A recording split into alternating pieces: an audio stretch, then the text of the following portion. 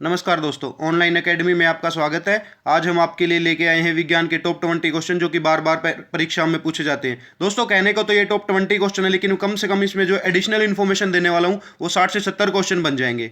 अगर आप railway group D, NTPC, railway police force, SSC, MTS, CHSL, CPU, CTET, HTET, UPTET, RTET, ग्राम सचिव, canal patwari, UP लेखपाल, DRDO, MTS आदि परीक्षाओं की तैयारी कर रहे हो तो ये वीडियो आपके लिए काफी यूजफुल होने वाला है। दोस्तों, अगर वीडियो पसंद आए तो लाइक करना, अपने दोस्तों के साथ शेयर करना ताकि वो भी अपनी तैयारी अच्छे से कर सके। और प्रत्येक क्वेश्चन का आंसर देने के लिए आपको 5 सेकंड का टाइम दिया जाएगा। आप अपना आंसर कमेंट बॉक्स में टाइप करके हमें बता सकते हो। और हाँ, वीडियो के लास्ट में आप हमें बताइएगा कि आपने कितने क्वेश्चन अटेम्प्ट किए हैं और कितने क्वेश्चन सही किए हैं। अगर आप चैनल पर पहली बार आए हो तो चैनल को सब्सक्राइब कर लो, साथ में बेल आइकन दबा लो ताकि भविष्य में आने वाली सभी वीडियो की नोटिफिकेशन आपको आपके फोन पे सबसे पहले मिल सके और आप अपनी तैयारी अच्छे से कर सके। आइए दोस्तों, चलते हैं अपने क्वेश्चंस की तरफ। हमारा पहला क्वेश्चन है, विद्युत बल्ब के अंदर कौन सी गैस भरी होती है? जी हाँ, विद्युत बल्ब के अंदर कौन सी गैस भरी होती है? फटाफट कमेंट बॉक्स में आंसर दीजिए अगर आपको पता है तो। कौन सी गैस भरी होती है? उपयुक्त दोनों। जी हाँ, ऑप्शन नंबर सी हमारा यहां पे राइट आंसर हो जाएगा। दोस्तों, यहां पे दो वर्ड निकल के आए हैं, नाइट्रोजन और ऑर्गन। जी हाँ, नाइट्रोजन का सिंबल होता है एन और इसका एटॉमिक नंबर होता है वो होता है 7।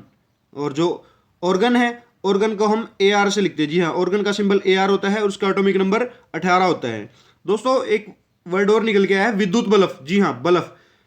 कई बार परीक्षा में पूछा जाता है कि बल्ब का आविष्कार किसने किया था? जी हाँ, बल्ब की खोज किसने की थी? वो की थी थॉमस एडिसन ने की थी। जी हाँ, 3-4 क्वेश्चन निकल के आए, काफी इंपॉर्टेंट है, याद रखिएगा। चलिए चलते अगले क्वेश्चन की तरफ। लोहे पर जंग लगता है तो उसके वजन पर क्या फर्क पड़ता है? जी हाँ, लोहे पर जब जंग लगता है तो उसके वजन पर क्या फर्क पड़ता है? फटाफट कमेंट बॉक्स में आंसर दीजिए अगर आपको पता है तो। क्या होता है? लोहे पर जब जंग लगता है तो उसका वजन बढ़ जाता है। जी हाँ, ऑप्शन नंबर बी हमारा यहां है राइट आंसर। और जंग लगने की प्रक्रिया को क्या कहते हैं? रस्टिंग ऑफ आयरन भी बोला जाता है। जी हाँ, रस्टिंग ऑफ आयरन भी जंग लगने की प्रक्रिया को बोला जाता है। चलिए चलते हैं अगले क्वेश्चन की तरफ। अगला क्वेश्चन है, किस धातु की मिलावट से बनी मिश्र धातु को सल्ले या सरंस कहते हैं?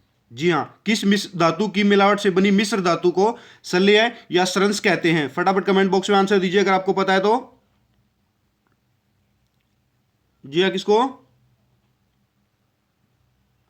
फटाफट कमेंट बॉक्स में आंसर दीजिए। पारा। जी हाँ, पारा को जो मिश्र धातु बनी होती है उसको सल्ले या सरंस भी कहा जाता है। दोस्तों, पारा को मरकरी भी बोला जाता है। और मरकरी एक तत्व है, इसका सिंबल Hg होता है और इसका एटॉमिक नंबर 80 होता है। जी हाँ, 80। एटॉमिक नंबर कितना होता है? 80। और इसको Hg से जाना जाता है, इसका सिंबल होता है। चलिए चलते अगले क्वेश्चन की तरफ। वायुमंडल में किस गैस की उपस्थिति के कारण पीतल का रंग फीका हो जाता है? जी हाँ, काफी इंपॉर्टेंट क्वेश्चन है दोस्तों। कई बार परीक्षा में पूछा गया है ये क्वेश्चन कि वायुमंडल में किस गैस की उपस्थिति के कारण पीतल का रंग फीका हो जाता है? फटाफट कमेंट बॉक्स में आंसर दीजिए अगर आपको आंसर पता है तो।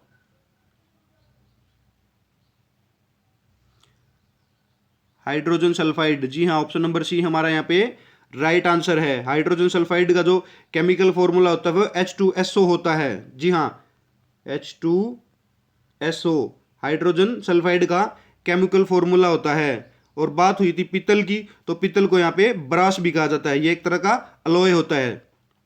जी हाँ। और पूछ लिया जाए कि पीतल में कौन से तत्व होते हैं तो वो क्या है? कॉपर और जिंक। जी हाँ, कॉपर और जिंक से मिलकर पीतल बनाया जाता है। जी हाँ। और जो कॉपर होता है उसको हम Cu से मापते हैं, Cu का सिंबल होता है, और जिंक का सिंबल Zn होता है।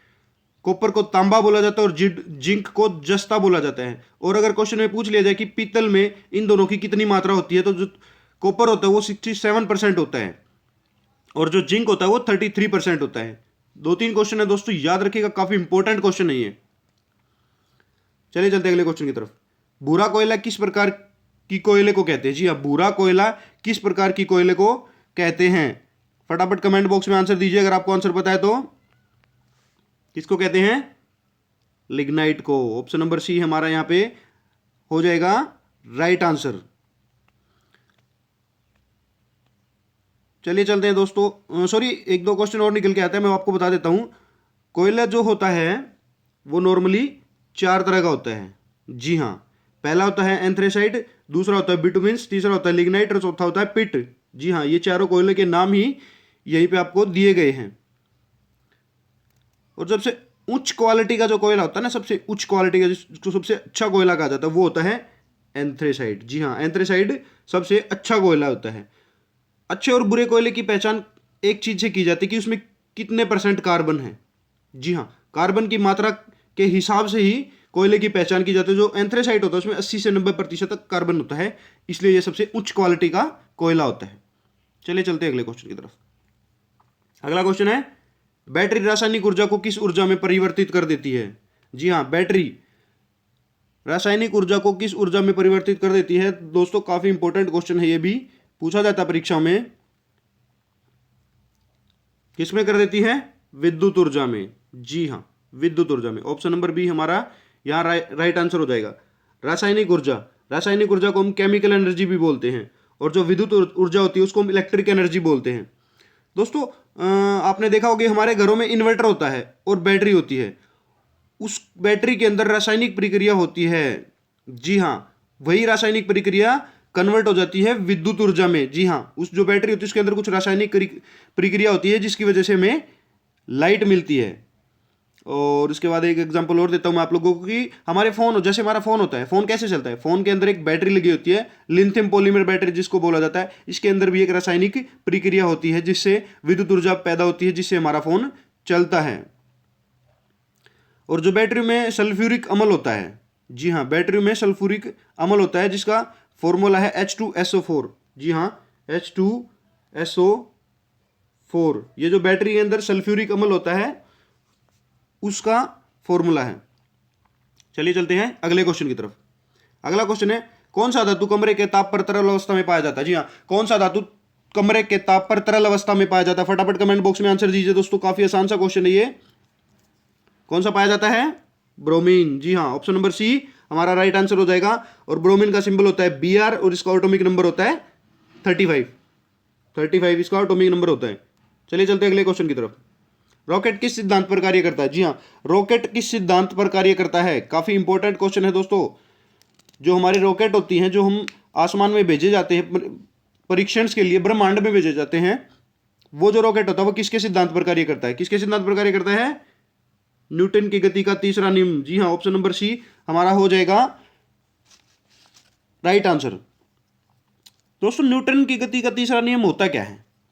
Every action is an equal and opposite reaction. जी हाँ, every action is an equal and opposite reaction, ये होता है न्यूटन की गति का तीसरा नियम। इसको अगर हिंदी में कहे तो प्रत्येक क्रिया की प्रतिक्रिया विपरीत दिशा में होती है। प्रत्येक क्रिया की प्रतिक्रिया विपरीत दिशा में होती है, इसको क्रिया प्रतिक्रिया भी कहा जाता है। एग्जाम्पल मैं आपको बता देता हूं, जैसे हम बंदूक चलाते हैं तो बंदूक चलाने के बाद पीछे की तरफ जो झटका लगता है वही न्यूटन की गति का तीसरा नियम है। और यही नियम है कि जो रॉकेट चलाई जाती हैं वो भी ऐसा ही होता है। तो ये हमारा क्वेश्चन भी यही था कि रॉकेट किस सिद्धांत पर कार्य करता है? तो न्यूटन की गति के तीसरे नियम पर रॉकेट सिद्धांत पर कार्य करता है। ठीक है, 2-3 क्वेश्चन बताए मैंने, काफी इंपॉर्टेंट है, याद रखिएगा। चलिए चलते हैं अगले क्वेश्चन की तरफ। क्लोरोफिल हरित लवक में कौन सा धातु पाया जाता है? जी हाँ, क्लोरोफिल हरित लवक में कौन सा धातु पाया जाता है? कौन सा पाया जाता है? फटाफट कमेंट बॉक्स में आंसर दीजिए अगर आपको आंसर पता है तो। दोस्तों अगर अभी तक आपने वीडियो को लाइक नहीं किया तो प्लीज वीडियो को फटाफट लाइक कीजिए। आपके लाइक से हमें मोटिवेशनल मिलती है और हमें पता लगता है कि आप किस प्रकार के क्वेश्चंस में इंटरेस्टेड हो, वहां से फिर उसी प्रकार से हम अपने आपके लिए क्लासेस तैयार करते हैं। तो दोस्तों फटाफट कमेंट बॉक्स में आंसर दीजिए अगर आपको पता है कि क्लोरोफिल में कौन सा धातु पाया जाता है। कौन सा पाया जाता है? मैग्नीशियम। जी हाँ, बी। और जो क्लोरोफिल के कारण, क्लोरोफिल होता क्या है? क्लोरोफिल के कारण ही हमारे पेड़ पौधों की पत्तियों का रंग हरा होता है। जी हाँ, याद रखिएगा, काफी इंपॉर्टेंट क्वेश्चन है। चलिए चलते हैं अगले क्वेश्चन की तरफ। पेंसिल निम्न में से कौन सा पदार्थ होता है? जी हाँ, पेंसिल में निम्न में खेदे कौन सा पदार्थ होता है? कौन सा होता है? Graphite. Option number D right answer हो जाएगा हमारा। चलिए चलते हैं अगले क्वेश्चन की तरफ। अगला क्वेश्चन है, गोताखोर किन गैसों के मिश्रण से सांस लेते हैं? जी हाँ, गोताखोर किन गैसों के मिश्रण से सांस लेते हैं? तो यहाँ पे जो हमारा राइट आंसर हो जाएगा वो हो जाएगा उपयुक्त, दोनों। जी हाँ, उपयुक्त दोनों जो हैं ऑक्सीजन और हीलियम ही हमारी जो गैस होती है उनके मिश्रण से जो गोताखोर होते हैं वो ऑक्सीजन सांस लेते हैं। तो ऑप्शन नंबर सी हमारा हो जाएगा राइट आंसर। चलिए चलते हैं अगले क्वेश्चन की तरफ। इलेक्ट्रॉनिक्स के सामान जैसे कंप्यूटर, मोबाइल इत्यादि में आईसी बनाने में किसका उपयोग किया जाता है? जी हाँ, ये भी काफी इंपॉर्टेंट क्वेश्चन है, कई बार परीक्षाओं में पूछा गया है कि इलेक्ट्रॉनिक्स के सामान जैसे कंप्यूटर हो गया, मोबाइल हो गया, कोई भी और इलेक्ट्रॉनिक्स आइटम हो गया, उसको बनाने के लिए आईसी बनाने के लिए किसका उपयोग किया जाता है? किसका उपयोग किया जाता है? सिलिकॉन का। जी हाँ, ऑप्शन नंबर बी हमारा यहाँ हो जाएगा राइट आंसर। जो सिलिकॉन है उसका एस सिंबल होता है SI। जी हाँ, और इसका एटॉमिक नंबर होता है 14। और जो आईसी है उसको बोलते हैं हम इंटीग्रेटेड सर्किट। जी हाँ, आईसी को बोलते हैं हम इंटीग्रेटेड सर्किट। चले चलते हैं अगले क्वेश्चन की तरफ। बिना मिट्टी के जल में पौधों को उगाने की प्रक्रिया को क्या कहते हैं? जी हाँ, बिना मिट्टी के जल में पौधों को उगाने की प्रक्रिया को क्या कहते हैं? हाइड्रोपोनिक्स। जी हाँ, ऑप्शन नंबर बी हमारा हो जाएगा राइट आंसर। चलिए चलते हैं अगले क्वेश्चन की तरफ। रेंगने वाले जीवों का अध्ययन क्या कहलाता है? जी हाँ, रेंगने वाले जीवों का अध्ययन क्या कहलाता है? फटाफट कमेंट बॉक्स में आंसर दीजिए अगर आपको पता है तो। रेंगने वाले जीवों का अध्ययन क्या कहलाता है? क्या कहलाता है? हर्पेटोलॉजी। जी हाँ, ऑप्शन नंबर ए हमारा हो जाएगा राइट आंसर। रेंगने वाले जीवों का अध्ययन को क्या कहते हैं? हर्पेटोलॉजी। जी हाँ, और दोस्तों एक दो क्वेश्चन और बताता हूं मैं यहां से। हेमेटोलॉजी। जी हाँ, हेमेटोलॉजी जो होता है वो हमारा रक्त का अध्ययन होता है। जी हाँ, ब्लड का जो एक्सपेरिमेंट होते हैं, जो अध्ययन किया जाता है उसको हेमेटोलॉजी बोला जाता है। ठीक है, ये बता दिया मैंने। उसके बाद है हिस्टोलॉजी। जो उत्तक होते हैं, जो हमारे शरीर में जो टिश्यूज होते हैं उनके अध्ययन को जो कहा जाता है उसको हिस्टोलॉजी कहा जाता है।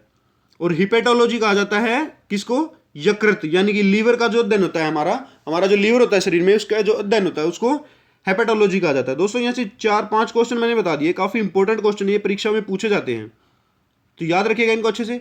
चलिए चलते अगले क्वेश्चन की तरफ। मनुष्य का सामान्य तापमान कितना होता है? जी हाँ, मनुष्य का सामान्य तापमान कितना होता है? फटाफट कमेंट बॉक्स में आंसर दीजिए। मनुष्य का सामान्य तापमान कितना होता है? यहाँ पे जो हमारा आंसर हो जाएगा वो हो जाएगा उपयुक्त सभी। जी हाँ, ऑप्शन नंबर डी हमारा राइट आंसर है, क्योंकि 98.6 फ़ारेनहाइट और 37 डिग्री 37 केल्सियस और 310 केल्विन। जी हाँ, ये काफ़ी इंपॉर्टेंट क्वेश्चन है, इनको याद रखिएगा। और एक क्वेश्चन और बनता है कि किस टेम्परेचर पे ना फ़ारेनहाइट और सेल्सियस की वैल्यू सेम होती है? जी हाँ, ये क्वेश्चन कई बार पूछ लिया जाता है परीक्षा में कि किस टेम्परेचर पे फ़ारेनहाइट और सेल्सियस की वैल्यू सेम होती है, तो वो होता है टेम्परेचर -40 डिग्री। जी हाँ, 40 डिग्री वो जो टेम्परेचर होता है वो होता है जहाँ पे फ़ारेनहाइट और सेल्सियस की वैल्यू सेम रहती है। तो दोस्तों याद रखना, काफ़ी इंपॉर्टेंट क्वेश्चन था ये भी।